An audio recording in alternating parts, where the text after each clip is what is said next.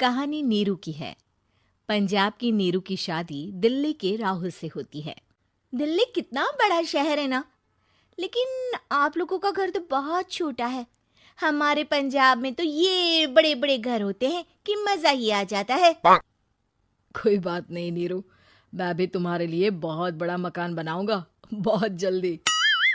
नीरू के पिता जहाँ पंजाब के जाने माने व्यापारी थे, वहीं उसका पति राहुल दिल्ली में एक सिंपल नौकरी करता था। माँ, यहाँ तो घी मक्खन इतना महंगा है कि क्या बताऊं। मैं तो तरस ही जाती हूँ घी खाने के लिए। नीरू की माँ को ये सुनकर बहुत दुख होता है।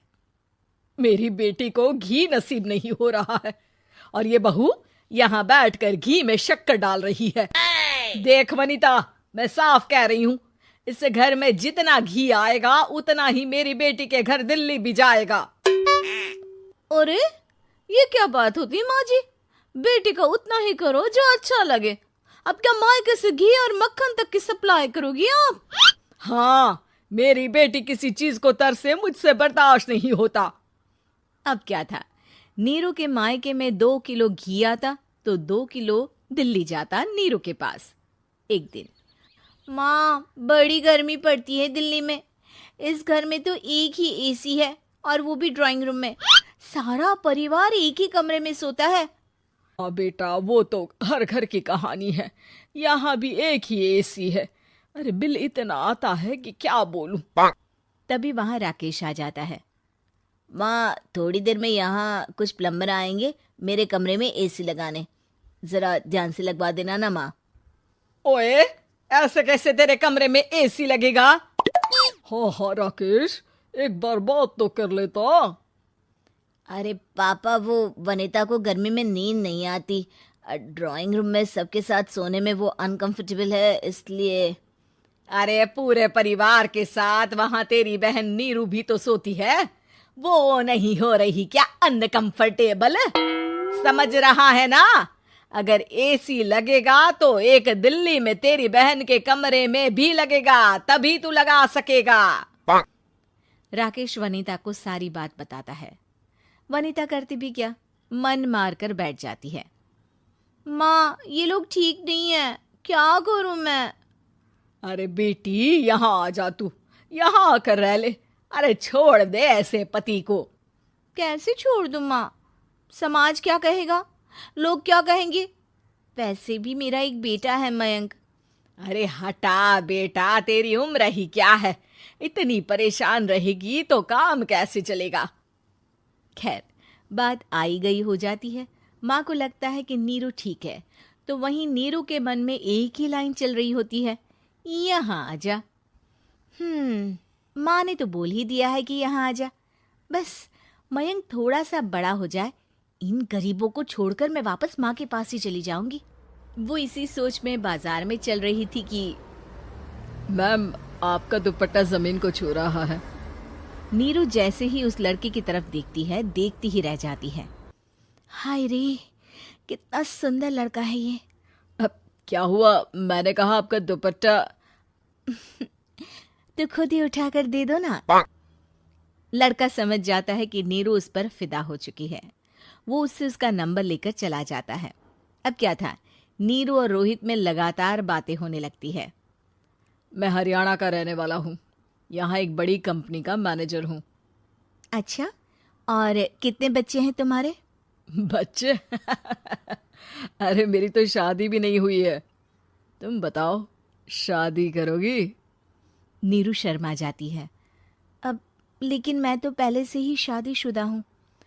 मुझे फर्क नहीं पड़ता, बस तुम शादी कर लो, भाग चलते हैं।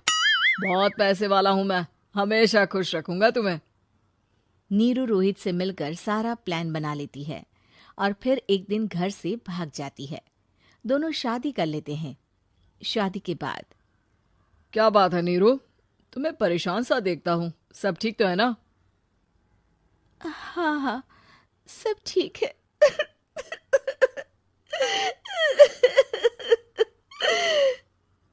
ये कहते कहते ही वो रोने लगती है। अरे क्या हो गया, रो क्यों रही हो? मैंने तुमसे एक बात छुपाई है और वही बात अब मुझे परेशान कर रही है। रोहित, मेरा एक बेटा भी है, उसका नाम मयंक है। क्या बात कर रही हो? ये तुमने मुझे पहले क्यों नहीं बताया? देखो नीरू, मेरी माँ को मैंने ये नहीं बताया है कि तुम शादीशुदा हो। बच्चा मैं मैनेज नहीं कर पाऊंगा। नीरू को समझ में नहीं आता कि वो क्या करे। तुम उस बच्चे को अपनी माँ को क्यों नहीं दे देती? नीरू चुपके से माँ को फोन करती है। माँ, क्या मयंक को तुम रख सकती हो? बेटा, मैं राकेश के साथ बात करती हूँ। आखिर घर का बेटा वही है, जो वो बोलेगा। वैसे भी बेटा, तूने जो किया है ना, उसके बाद से पूरा घर तेरी बुराई कर रहा है। मैं भी अब किसी से तेरे लिए लड़ नहीं सकती।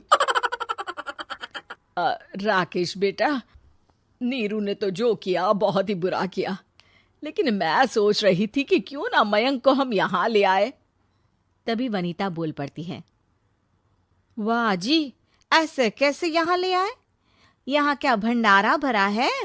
और जिस बच्चे की माँ ने नहीं सोचा, उसके लिए हम क्यों सोचे? नीरू को एक बार तो अपने बच्चे के बारे में सोचना चाहिए था ना। अरे लेकिन तेरे पास भी तो लड़का नहीं है ना वनीता। माँ, वनीता ठीक बोल रही है। कल को वो बड़ा होकर इसी घर का हिस्सा मांगेगा तो हम क्या करेंगे? माँ कहती भी तो क्या, वो चुप रह जाती है। वहीं नीरू का पहला पति कहता है। माँ, अगर आज भी वो वापस आ जाए तो मैं उसे माफ कर दूंगा। बेटा, गरीबी चीज ही ऐसी है, क्या करेगा?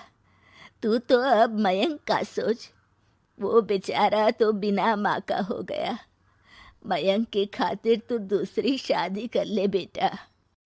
लोगों के लाख समझाने के बाद नीरू के पहले पति की शादी रिद्धि से हो जाती है, जिसके पहले पति से 2 बच्चे होते हैं। देखो जी, मैंने शादी सिर्फ बच्चे के खातिर की है। मैंने भी शादी सिर्फ बच्चों के खातिर की है। वहीं नीरू के दूसरे पति के मन में ये बात घर कर जाती है कि नीरू एक मासूम बच्चे को उसके खातिर छोड़ कर आई है। अब देखो नीरू, मुझे लगता है कि जो औरत अपनी कोख का बच्चा छोड़ सकती है, वो तो कुछ भी कर सकती है। कल को तुम्हें मुझसे अच्छा कोई मिल गया तो तुम तो मुझे भी बाय बाय कर दोगी ना। नीरू को अब उसका दूसरा पति ताने देना शुरू कर देता है। तंग आकर नीरू उसके यहाँ से भागकर अपने पहले पति के पास चली जाती है। लेकिन ससुराल में क्या लेने आई है नीरू, मयंक को? नहीं नहीं सासू माँ, मुझसे गलती हो गई, मुझे माफ कर दीजिए। नीरू, अब वक्त खत्म हो गया है, मेरी शादी हो चुकी है। तो छोड़ दो ना उसे, हमारा बच्चा है। मैं आपको अपनी माँ नहीं मानता, मेरी नहीं मान तो बात अच्छी है। नीरू मयंक की बात सुनकर समझ जाती है कि उसके पास अब ना आसमान रहा ना ही जमीन।